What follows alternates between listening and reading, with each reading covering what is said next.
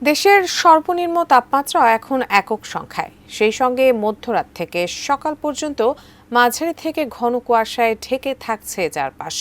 এই অবস্থায় আগামী 5 দিনে রাতের তাপমাত্রা আরও হ্রাস পেতে পারে বলে পূর্বাভাস দিয়েছে আবহাওয়া অধিদপ্তর।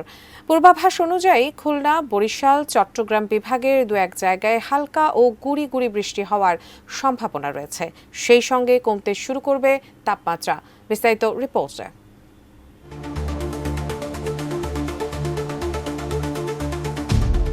আবহাওয়া অধিদপ্তরের মোহাম্মদ হাফিজুর রহমান স্বাক্ষরিত 72 ঘণ্টার পূর্বাভাসে বলা হয়, উপমহাদেশীয় উচ্চচাপ বলয়ের বর্ধিতাংশ পশ্চিমবঙ্গ ও তৎসংলগ্ন এলাকা পর্যন্ত বিস্তৃত রয়েছে।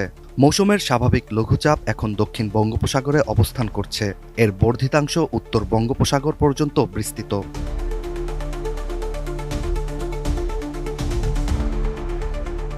অস্থায়ীভাবে আংশিক মেঘলা আকাশসহ সারা দেশের আবহাওয়া প্রধানত শুষ্ক থাকতে পারে। কোয়ালিটি সম্পন্ন আন্তর্জাতিক মানের still bar CSRM, committed for better still.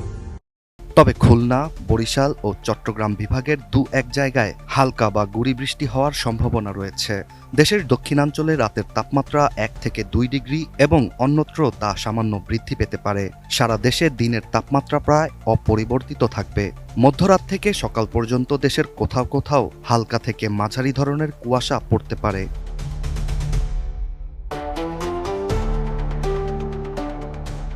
25 December Khulna, Barishal ও চট্টগ্রাম বিভাগের 2-1 জায়গায় হালকা বৃষ্টি বা গুঁড়ি বৃষ্টি হতে পারে।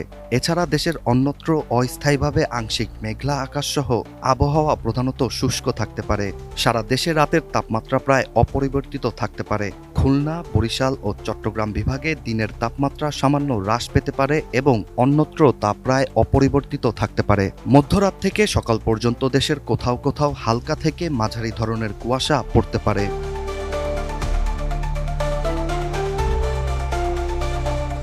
26 ডিসেম্বর মেঘলা আকাশসহ সারা দেশের আবহাওয়া শুষ্ক থাকতে পারে। মধ্যরাত থেকে সকাল পর্যন্ত দেশের কোথাও কোথাও হালকা থেকে মাঝারি ধরনের কুয়াশা পড়তে পারে।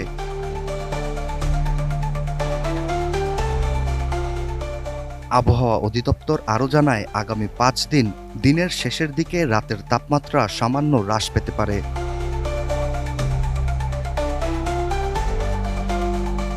Desk report, ATN news.